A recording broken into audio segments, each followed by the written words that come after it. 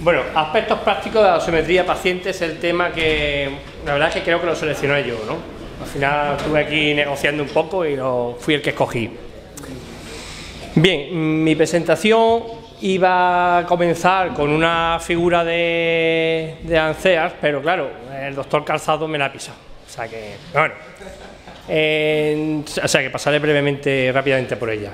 La idea que quería transmitiros es que si en los países con nivel sanitario 1 las exploraciones CT, según este documento, son del 7,9%, la contribución a la dosis efectiva colectiva por exposición médica llega al 47%.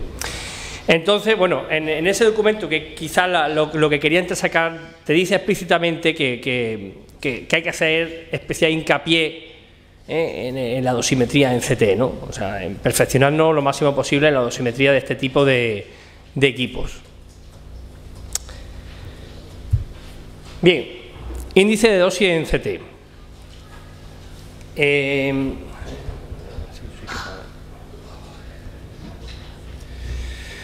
Como sabemos, el índice de dosis en CT es el concepto primario de dosimetría, ¿vale? En CT, ¿vale? Valga la redundancia, ¿de acuerdo? Y bueno, el objetivo, obviamente habría que hablar de él, en una clase en una ponencia sobre dosimetría en CT, pero el objetivo que yo me he planteado al ponerlo aquí ha sido para que le busquemos las limitaciones. O sea, la idea es mostraros las limitaciones que aparecen en la literatura, o las supuestas limitaciones, ¿de acuerdo? Esa es la idea. Entonces, bueno, para ello me he ido al artículo original del Medical Physics, donde se habla por primera vez del CTDI, que es uno del año 1981, ¿vale? El autor se llama Sope, ¿vale? Y voy a destacar voy a hablaros de una serie de puntos. El primero de ellos es que la medida es medido a partir de una única rotación axial sin movimiento de mesa. Eso lo sabemos todos, ¿vale? Segundo, estima la dosis promedio dentro de la región central del volumen explorado, la cual se conoce como dosis promedio de múltiples scan, MSAD. Es decir, el objetivo del CTDI es determinar esa dosis promedio en el centro de tu volumen escaneado, determinar la MSAD, ¿vale? Obviamente los límites de integración tienen que ser, bueno, eso lo sabemos todos, tienen que ser lo suficientemente amplios, no infinitos, porque son como para que se recojan todo el perfil de dosis, que no se trunque los extremos del perfil de dosis, ¿vale?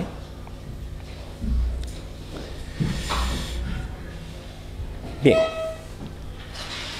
La medida directa del MSAD, porque es lo que propone este señor, es decir, medir la dosis, insisto, la dosis en la zona central, en el centro de la zona de exploración del maniquí explorado, ¿vale? Requeriría múltiples rotaciones, es decir, tú deberías de colocar una cámara, ¿vale?, en el centro del maniquí y haciendo cortes axiales, una vez, otra vez, otra vez, otra vez, y de esa forma determinarías el MSAD.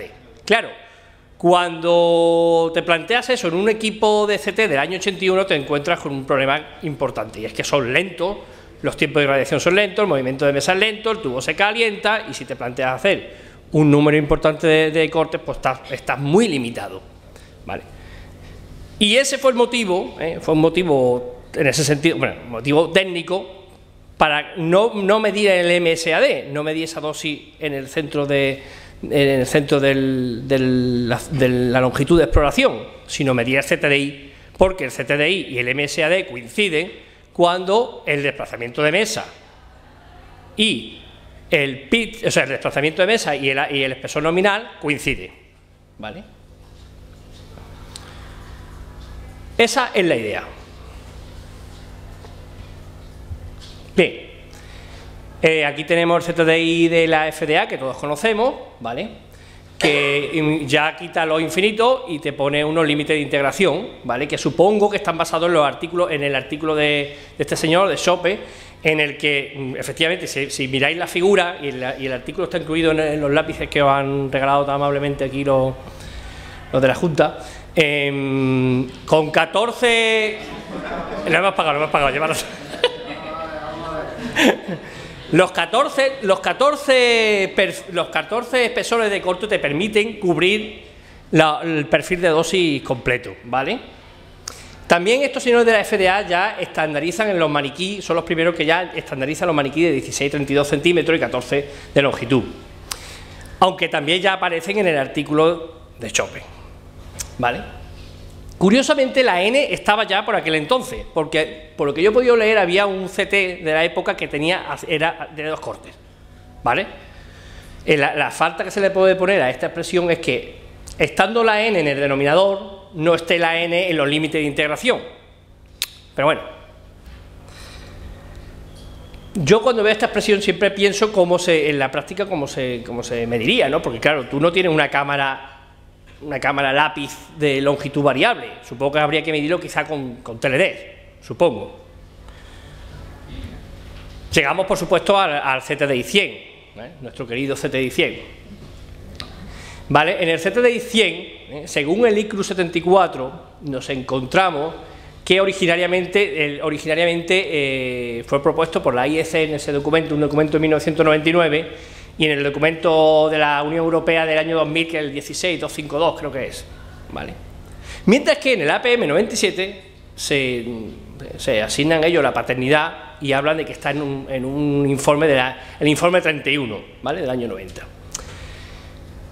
La diferencia está en que los americanos hacen conversión de kerma, dosis en aire, al material del maniquí. Mientras que en IEC y en EC se mantiene en todo momento la dosis en aire. Es decir, no hay conversión a un material. Es decir, medimos dosis en aire en el seno del maniquí. ¿De acuerdo? Bien.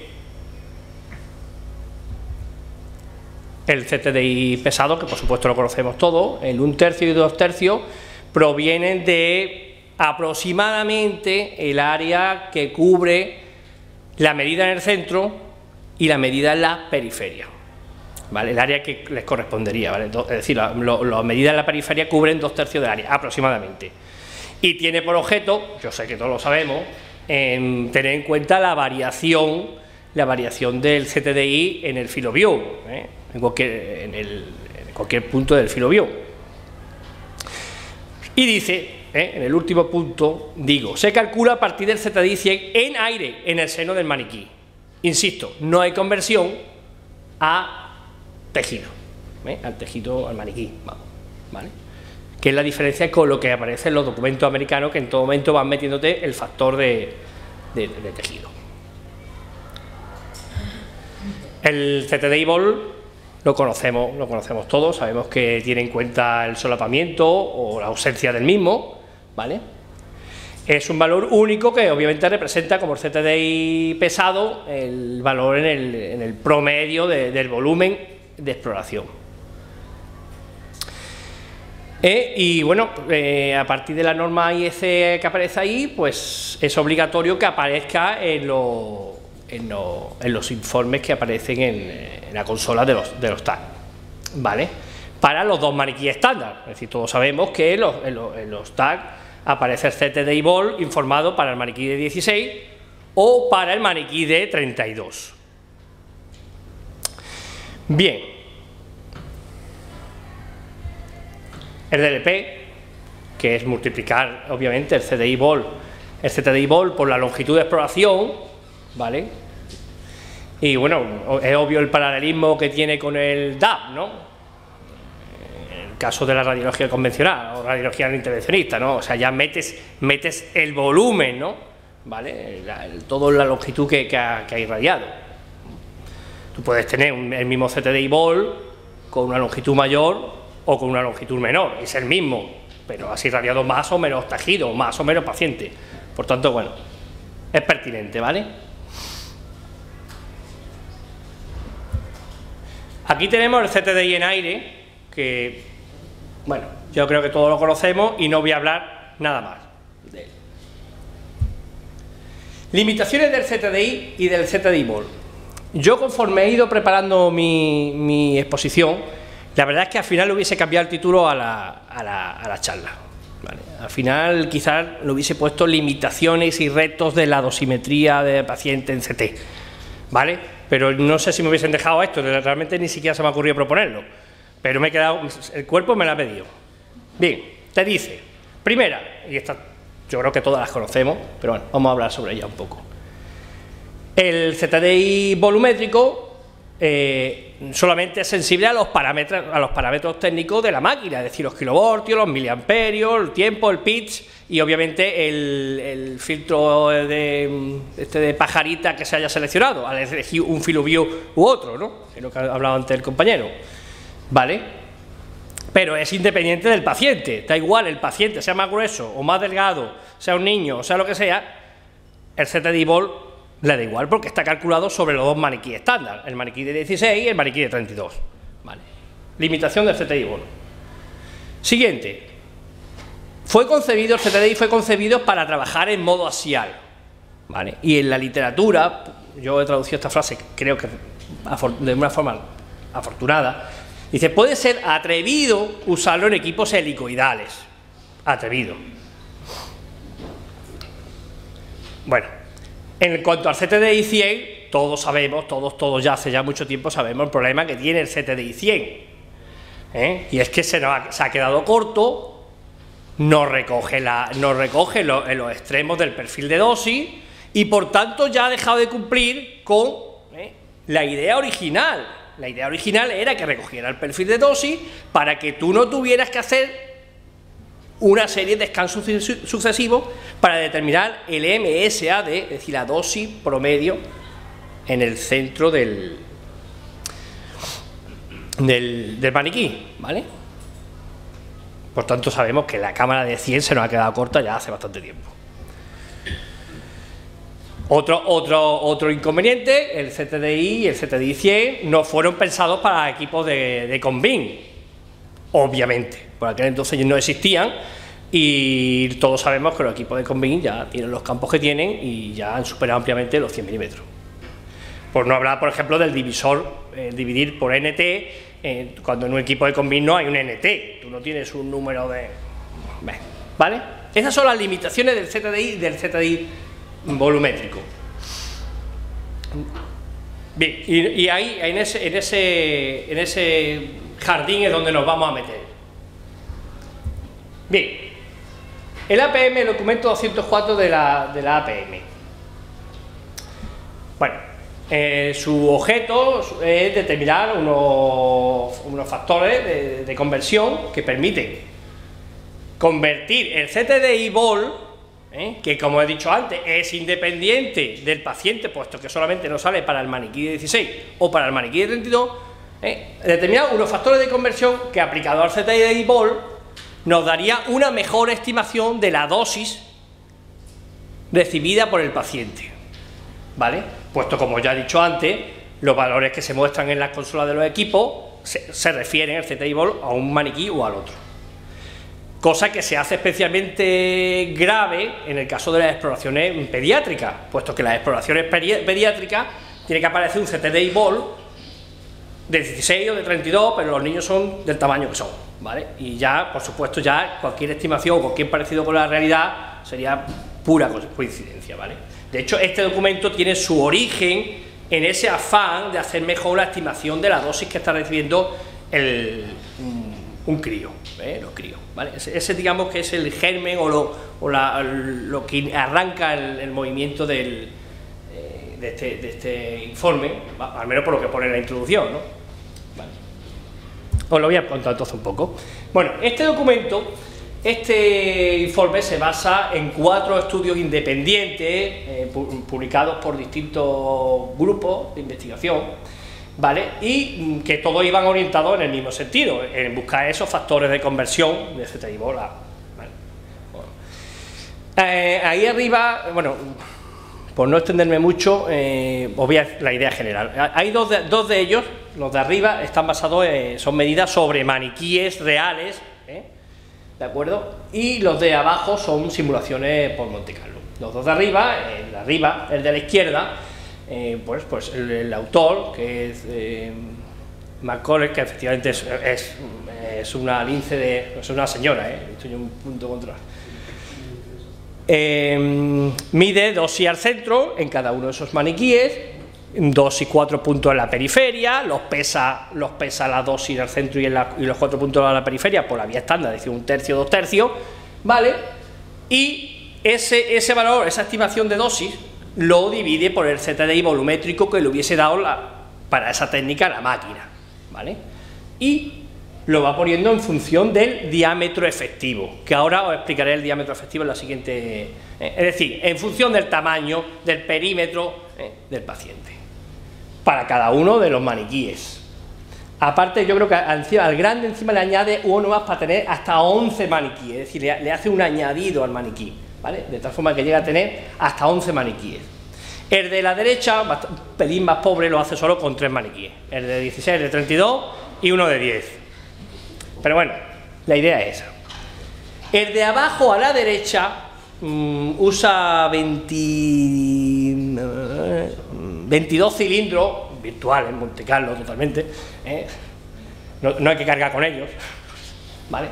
22 maniquíes, 22 cilindros, y hace el cálculo del ZDI, o sea, de la dosis estimada, centro-periferia, dosis al maniquí, y la divide por el ZDI vol que hubiese obtenido vía máquina.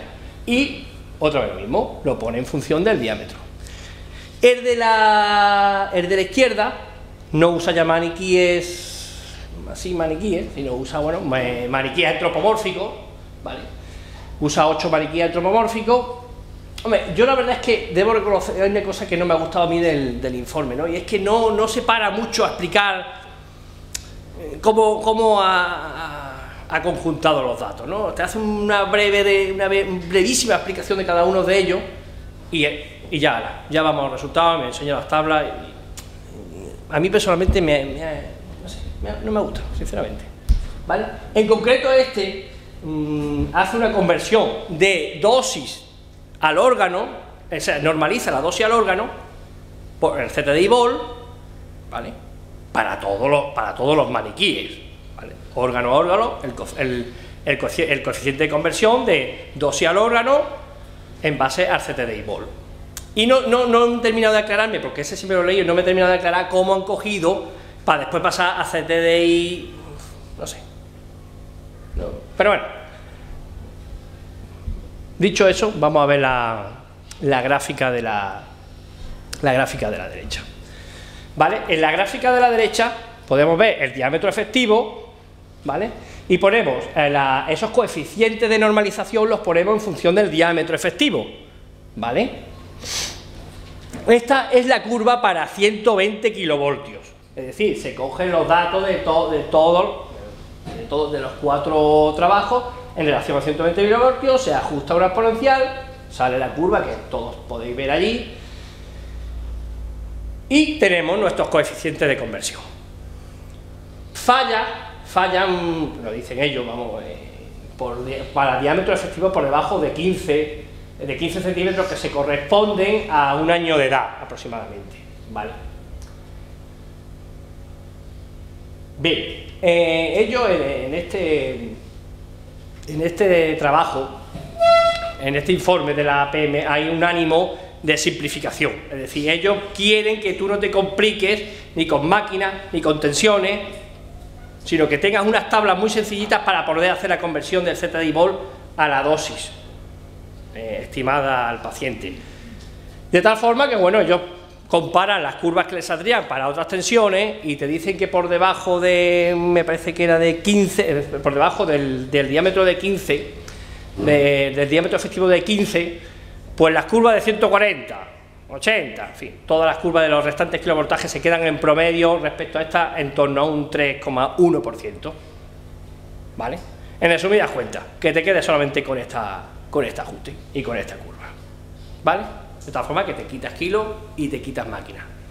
Máquina, por supuesto, te la tienes que quitar porque yo, en suma, pues puede haber que haya 12 máquinas en total entre los 4 trabajos, y máquinas hay de marca muchísimas, ¿no? O O sea que yo creo que si hubiesen querido meter a la máquina como parámetro, al equipo de CT no hubiesen podido seguir, ¿vale? O sea que por ahí tenía esa limitación. Y por otro lado, con los kilovoltajes, con el tema de las tensiones, pues han dicho, bueno, como por debajo, por encima de los 15 centímetros de diámetro efectivo, se queda dentro del 3×1, pues nos olvidamos de las tensiones. Bien, y bueno, el diámetro efectivo viene en base a esta expresión, ¿vale? Es el diámetro efectivo de una circunferencia cuya área coincida con la del paciente, ¿vale? Suponiendo que el paciente es una elipse, ¿vale? O sea, de allí se supone que el paciente es una elipse y determina un diámetro efectivo, ¿vale? Y sale el diámetro efectivo que aparecía en la gráfica anterior. Bien, y tenemos finalmente las tablas famosas, de tal forma que aquí tenemos los factores de conversión basados en el uso de maniquí de 16, de tal forma que si en la consola de tu TAC, el ZDI Volt que te sale para el maniquí es el del maniquí de 16, y tú sabes que tu paciente tiene un diámetro efectivo de 20, pues tienes que coger tu ZDI Volt y multiplicarlo por 0,86 y tendrías una estimación una mejor estimación de la dosis que ha recibido ese paciente. ¿De acuerdo? ¿De dónde sale el diámetro efectivo? Obviamente el diámetro efectivo sale de la radiografía de planificación o una vez habiéndose hecho el TAC del propio TAC, ¿vale? Puedes usar una de las dos fuentes, ¿vale? Vamos a ver un ejemplito. Aquí lo tenemos. Tenemos que el ZDI Volt, que en este caso nos ha marcado la máquina, para un paciente pediátrico, el ZDI Volt está basado en el maniquí de 32 centímetros. Nosotros medimos nuestro diámetro efectivo, nos vamos a la tabla correspondiente, determinamos el factor y es 2,47. Fijaros, 2,47. Y te sale que la dosis que ha recibido este crío es de 13,3 miligramos. ¿Vale? Por tanto, bueno, este ha sido, digamos, lo que se encuentra, ¿no?, en la literatura, bueno, lo que yo encuentro así, digamos, más redondo, para solventar el problema de la limitación del ZDI Volt con el maniquí y su independencia con el paciente. Ya tenemos una mejor estimación de la dosis del paciente, ¿vale? Se maneja muy fácilmente, ¿no? Bien, limitaciones. En las limitaciones, los mismos autores dicen, los autores del trabajo dicen que, claro, los estudios son estudios de longitud de entre 15 y 30 centímetros, por tanto, que sepas que sí, hombre, que si tú haces un estudio de una longitud mucho mayor o mucho menor, que sepas que, bueno, por ahí.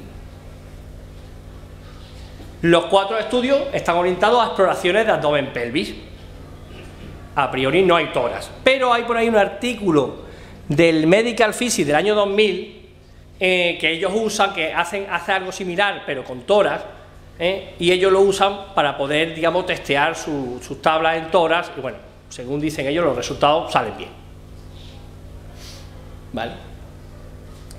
No debe de ser usado para modificar el DLP, es decir, nadie se puede sentir tentado de, puesto que el DLP es el ZDI Volt multiplicado por la longitud, pues quito el ZDI Volt y me meto mi nuevo dosis.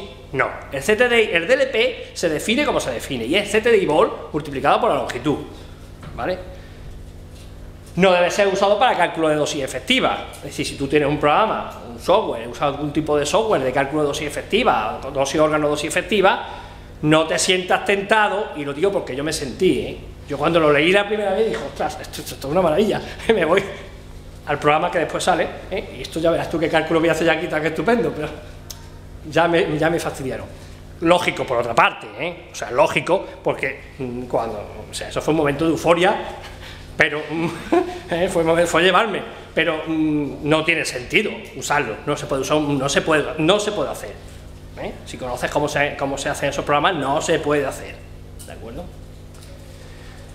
Y no proporciona dosis en órgano, lógicamente, puesto que el dato de partida, el ZDI Volt no tiene dosis en órgano, no iba a aparecer la dosis en órgano repentinamente, ¿vale? Esas son las limitaciones que ellos mismos, los autores, nos dicen, ¿vale? Bien, seguimos con el documento este de 111 de la APN, que propone un nuevo esquema de medida en base a una teoría unificada, válida, para todas las formas de topografía, axial, helicoidal, fan beam y con beam. Es decir, vamos a ver si ya lo compendiamos todo en una única expresión, de tal forma que darle cuerpo, ¿no? Bien. Yo estaba preocupado porque digo, ahora van a ser, como esté aquí la delegada y estén las integrales, tío, lo mismo la liamos, ¿sabes? Pero ya viendo que estáis vosotros estoy más relajado. Bien, el fundamento. Aquí tenemos, el fundamento es bien simple, tú tienes una sucesión, es decir, si tú tienes un maniquí y tú vas haciendo una sucesión de perfiles de dosis separados en un eje Z, ¿vale? En cualquier eje Z en tu maniquí, una serie de perfiles de dosis, ¿vale? Separados una distancia B hace n perfiles, ¿vale? De tal forma que la longitud de exploración es L igual a n por B, ¿vale? Siendo Fz el perfil de dosis, la dosis a cualquier punto Z se calcularía por la expresión esa, ¿no? Eso es una convolución, ¿no? ¿Vale? Obviamente una expresión de convolución, vamos, no es nada, sí, en definitiva, una suma, ¿vale? Que es, al fin y al cabo, lo que es una integral. Bien, perfecto. Bueno, esta es la expresión de partida de estos señores de la APM 111. Ellos te dicen, no, pero nosotros vamos a usar como indicador de dosis no la dosis en cualquier punto, sino la dosis en el Z igual a 0, es decir, en el centro de la longitud de exploración. En el centro de la longitud de exploración va a ser mi estimador de dosis, mi indicador de dosis. Claro, eso tiene un claro paralelismo con el artículo del año 81 de Schopen, ¿no? Es decir, él dice, no, mi indicador de dosis es la dosis en el centro, ¿vale? En el centro, no sé si no lo dije, en el centro cuando ya la dosis, digamos que ha llegado a un valor límite asintótico, es decir, que si tú metes más exploración y más pacientes por los lados, la dosis ya esencialmente se te ha estabilizado, ¿vale? Ese va a ser mi indicador de dosis, lo decía este señor en el año 81, y aquí te dicen lo mismo, bueno, en la siguiente diapositiva, pero de momento la dosis al centro es nuestro indicador de dosis. Efectivamente, él dice, bueno, pues ahora al infinito, y le llamo dosis de equilibrio, ¿vale? Claro, la pregunta es, ¿dónde está el infinito? Porque, en fin, el infinito depende, puede estar más cerca o más lejos, eso lo sabemos todos, ¿no? Gracias a Dios, pues si no. Y le llama longitud de equilibrio, y la longitud de equilibrio sale de... y lo digo para aquellos que hacéis rayos y lleváis equipos para arriba y para abajo, de 400 milímetros, es decir, 40 centímetros, ¿vale? Bien, no pasa nada. Tenemos, por tanto, nuestra dosis de equilibrio como nuestro indicador de dosis, ¿vale? Esa dosis justo ahí en el centro, que es el valor asintótico, el valor máximo asintótico. Entonces te dice, bien, partiendo de esa expresión, para esta expresión, para axial y helicoidal se usaría así: cuando n sube a infinito, es decir, L se nos va a infinito, recordad que L es igual a n por B, está allí, ¿vale? Cuando L se va a infinito, que hemos visto que el infinito está en 400 milímetros, bueno, pues la dosis en el centro, que es la dosis de equilibrio, va a ser nuestro indicador de dosis. Bien, yo creo que está claro, ¿no?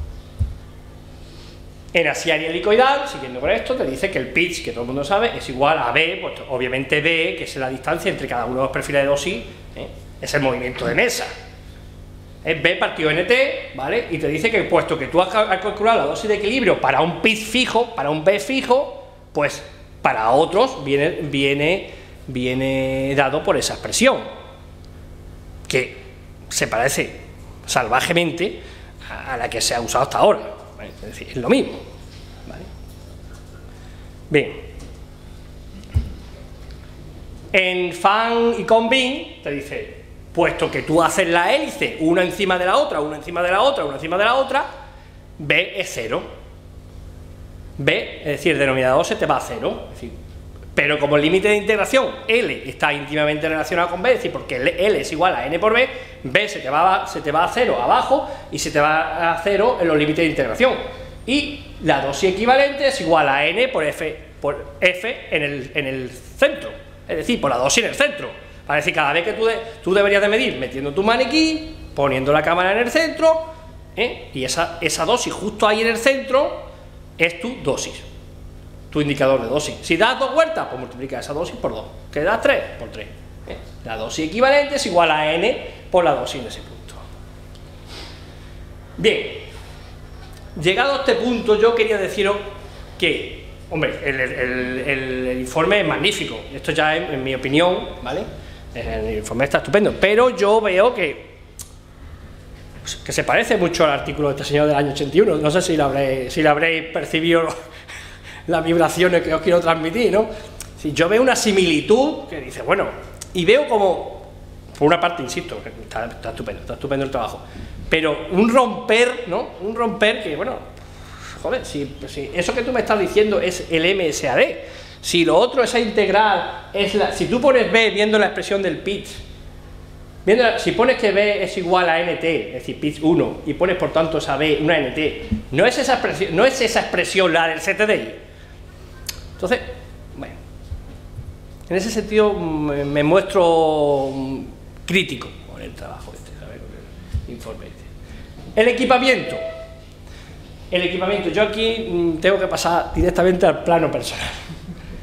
Cuando me dicen a mí que usemos un maniquí de 50 centímetros de longitud y 30 de diámetro, el de arriba, o aquel que son 3 maniquíes de 32 centímetros de diámetro y 3 secciones de 15 centímetros de longitud, cuando encima va nuestro compañero, nuestro ponente anterior, no se le ocurre decir otra cosa, que teníamos que tener un maniquí cónico para medir los MS, más que llévate el CAFAN. O sea, imaginaros, uno como ese un poquito más chico, el CAFAN y el maniquí que dice... Y encima te vas al hospital de Cabra, que no hay dónde aparcar. Yo, sinceramente, esto me ha dejado bastante... Sí. Y este miedo y esta cuita mía, ¿vale? También lo tienen los japoneses, porque he encontrado un artículo me gusta que los japoneses son los tíos más sacrificados que nosotros, por lo que dicen, ¿no? Pero hay un artículo del año 2006, ¿vale? Donde te habla de que sí, de que vale, de que nos estamos dejando la cola de los perfiles fuera, pero que ¿por qué no buscamos unos coeficientes de conversión? Hombre, para que podamos después, en el día a día, seguir tirando con nuestros maniquí, que ya sabemos que también piensan lo suyo, pero por lo menos ya estamos acostumbrados, ¿vale? Y ese artículo a mí me gustó, ¿vale? A mí me gustó. Bien, está también está en todo, Bien, sigo. Dosis efectiva y riesgo, ya ha comentado aquí el doctor Cazado, bueno, ya sabemos que el indicador de dosis recomendado es la dosis promedio al órgano, ¿vale? La ICRP te recomienda que, hombre, que tengas valores de riesgo para el tejido concreto expuesto y que tenga esos valores de riesgo, tengan su dependencia, estén en función, perdón, de la edad y del sexo. La dosis efectiva, que siempre que la uses, que vayas con pie de plomo. Eso yo creo que lo sabemos todos ya a esta altura, ¿no? Es para comparar tecnología, para los procedimientos, pero ya ten cuidado porque en fin, las distribuciones de población, de trabajadores, de público, no tiene por qué ser la de tu exploración, ¿no? Si ya hablamos de pediatría, apaga y vámonos, ¿no? ¿Vale? O sea que vayamos con tiento. Por tanto, eso es una limitación, ¿no? Bien, nosotros en el hospital tenemos el programa, la hoja esta de cálculo de IMPACT, y bueno, como ejemplo, ¿no? Pues bueno, IMPACT es un organismo británico que se dedican a comparar los CT, hace informes, mantienen hojas de cálculo como esta, ¿no?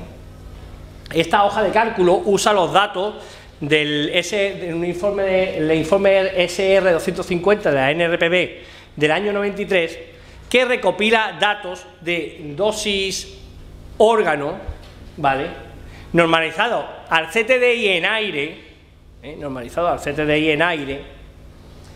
¿vale? Y estos señores lo que hacen o han hecho hasta ahora, porque me parece que ya he leído la página que han cerrado, ¿no? Era hacer campañas en los TAC modernos, campañas de CTDI en el centro, la periferia, HVR, en fin, una serie de medidas para amoldar los datos de los 23 TAC, los datos de los 23 TAC de partida del informe SR 250 a los nuevos CT y poder usar esos datos para hacer dosimetría, dosis órgano con los TAC modernos, ¿vale? Este equipo, bueno, no sé si nos sale, bueno, aquí tenemos, aquí se puede seleccionar el equipo, ¿vale? El maniquí de cabeza a cuerpo, puedes, bueno, allí se ve el maniquí que usa, que es un maniquí matemático, ¿no?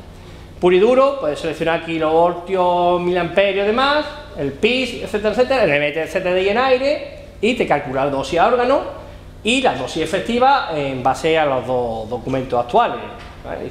El ICRP 60 y el ICRP 103, ¿vale?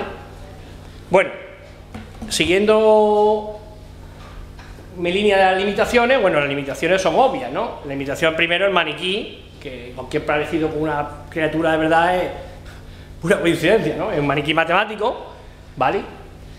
Segundo, la limitación que supone el hecho de que no tiene distintos maniquíes, es a maniquí fijo, ¿de acuerdo? Bien.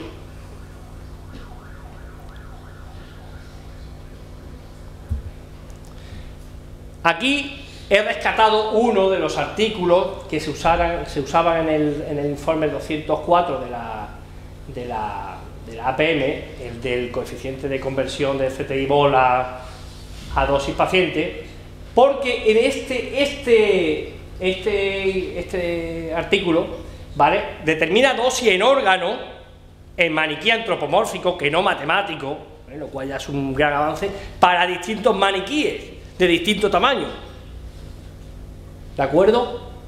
Por tanto, bueno, en ese sentido una mejora. Claro, tiene el inconveniente que no tiene el otro, que es que está hecho solamente para los TAC de 64 cortes, para los 4 TAC de las 4 principales marcas, de 64 cortes. Claro, el otro tiene todo el abanico, o prácticamente todo el abanico de TAC. Este está hecho para los TAC de 64 cortes, ¿vale? Pero te da dosis en órgano, normalizado al ZDI volumétrico, para distintos maniquíes de distinto tamaño. Visto esto, bueno, las deficiencias de la anterior hemos visto que el maniquí matemático, no antropomórfico, maniquí fijo, pero tiene la ventaja de que tiene todos los TAC, y este tiene muy pocos TAC, pero a cambio pues te da una colección muy buena, ¿vale? Eso además es el maniquí recomendado con los órganos de la ICRP, en fin, muy bien, ¿vale? Bien, siguiendo por la dosis efectiva y riesgo, pues acabamos en el 27, ¿vale? En el 27, bueno, pues se acaba la tabla esta, ¿vale?, que nos da riesgo atribuible de incidencia de cáncer para 100.000 personas expuestas a una dosis de 0,1 Gray, ¿de acuerdo?, en función del sexo y de la edad, de tal forma que, usando la expresión esa que aparece ahí, que es de un artículo de Brenner del año 2000, no, pues no lo sé, del año, no me acuerdo, vale. Brenner desde luego tiene varios artículos, todos sus artículos, bueno, por lo menos los que yo he leído, acaban ellos calculando cuántos cánceres vamos a producir y demás, ¿vale? Y él propone esa expresión, ¿vale?, para determinar el riesgo. Tú tienes el riesgo, el riesgo total sería la sumatoria de los riesgos de los tejidos, de cada tejido multiplicado por la dosis equivalente, la dosis equivalente. Por otro lado, eso está puesto en Gray, ¿no?, como podéis ver, para hacer un Gray. O sea que quizás te abre la puerta, supongo, que abre la puerta que tú multipliques la dosis física por un factor, un RBE, ¿no?, un factor de eficacia biológica, ¿no? Bueno, y te permite calcular el riesgo. Yo creo que me he empezado bien el tiempo, ¿no? Muy bien, vale. Bien, como conclusión, que no está puesto en forma de diapositiva, yo quisiera que la conclusión fuera que todo lo que se ha mencionado como limitación, a lo largo que me ha hartado de decir limitación, ya sea por escrito ahí o de palabra, sea reto, sea reto, porque son vías para mejorar la dosimetría en CT, ¿no? Es decir, el tema de los maniquíes, el tema de solventar lo de la dosimetría en FANBIN con BIN, el asunto del tamaño del paciente, cómo poder, es decir, todas las limitaciones. Me gustaría que, como conclusión, se leyera, se cambiara por reto, ¿vale? Y ya está. Daros las gracias a los de la sociedad por invitarme.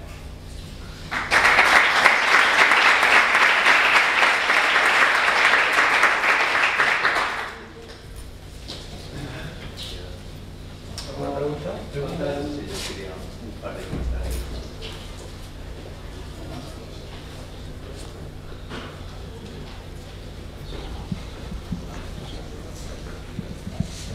No, bueno, lo primero, me ha gustado mucho la presentación. Me alegro. O sea, enhorabuena. Solo un par de comentarios. Uno de ellos es que el informe este de la PM111, ese teóricamente, cuando se hizo, cuando se empezó a hacer, ya sabes que el que dirigía el grupo es Robert Dixon, este que estuvo aquí en Sevilla, etcétera. Se trataba, lo que querían era que ese fuera la definición de un nuevo, vamos a decir, un nuevo escenario dosimétrico para TC, patrocinado por la APM, que finalmente, como has visto por el título y por todo, no ha sido aceptado como tal, sino que queda como un informe en el que se dice para el futuro, no sé cuánto, esto es. Entonces eso conviene, yo creo, vamos, sin querer, pero creo que conviene que se sepa, es decir, y que va en la línea de lo que tú has dicho. Bueno, es que al final tampoco, después de dar tantas vueltas, usar transformadores de Fourier, etcétera, etcétera, tampoco añade cosas que sean esencialmente diferentes. Y la otra cosa que creo que, hombre, que está bien también que resaltar, y que a lo mejor en ese último trabajo de Turner y demás, que es del grupo de Magnitsky, y que has puesto con muchos maniquíes, hombre, yo resaltaría que ahora, desde hace un año así, está disponible un maniquí normalizado, digamos, voxelizado y normalizado de la ICRP. Eso es, maniquí masculino y femenino, sí, sí. Y que puede ser un maniquí de referencia. Sí. Me parece que a lo mejor sí que habría que resaltar eso, sí, sí, porque, hombre, se parece a Golem y algunos, pero es diferente y está aceptado. En el ICRP, sí. Eso es. Entonces, hombre, pues yo creo que sí que estaría bien, porque en particular, si hay que elegir alguno, yo elegiría ese. Sí, muchas gracias.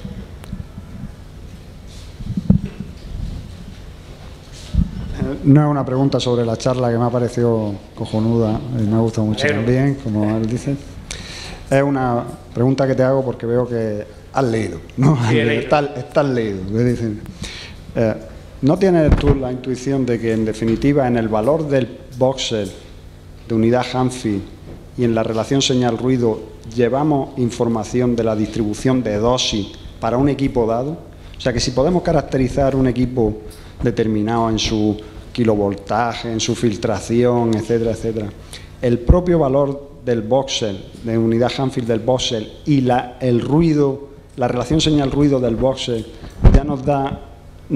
Tengo la intuición de que a partir de ahí, de esas dos cosas, se tiene que poder calcular la dosis y la distribución de dosis. Pues, no sé, es una intuición y te pregunto si la comparto. Hombre, yo la verdad es que no me había parado pensando, pero realmente lleva razón, ¿no? O sea, realmente ahí, si hay algo que tiene la ACT, es eso, que es que está todo. Está todo, realmente es lo que tú dices, está el AZ, está el paciente, porque tú lo tienes adquirido, y indudablemente ahí hay una información. Cuál va a ser a priori, pero la unidad Hanfield ya me dice. Eso es.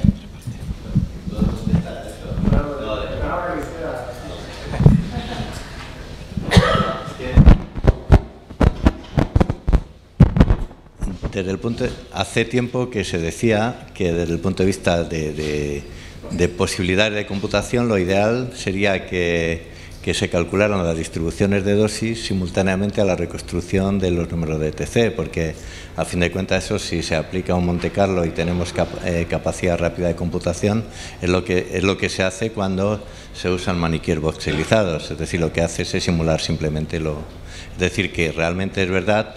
Lo que pasa es que también hay una cosa, nos interesa conocer la dosis voxel a voxel para algo en particular, por la curiosidad del paciente, que le den luego el mapa de dosis con colorines y eso. Sí. Sí. Sí, sí. Sí. Ahora mismo lo que se hace es exactamente eso, lo que hace el grupo de Magnet Ray, exactamente eso. Sí, claro.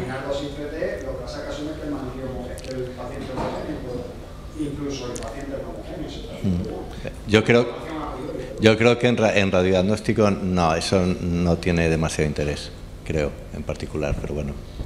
Yo creo que de todas formas, lo que sí, la impresión que yo me he llevado después de haber leído es que aquí hay muchos retos, es decir, hay muchas vías por las que se puede tirar y se puede avanzar, ¿no? Y que vamos, estamos, en cierta manera, invitados o casi obligados a meternos en ellas, porque es que, joder, es que hay mucho que hacer, ¿no? Porque, bueno, que en rayos no va a ser necesario, pues depende, porque lo mismo si se consigue hacer razonablemente en un tiempo razonable, de una forma muy automatizada, ¿por qué no?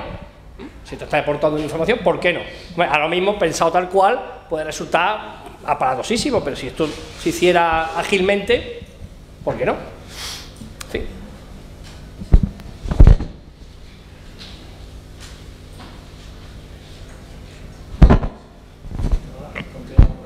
Ah, sí, sí. Ya me hubiera gustado quedarme aquí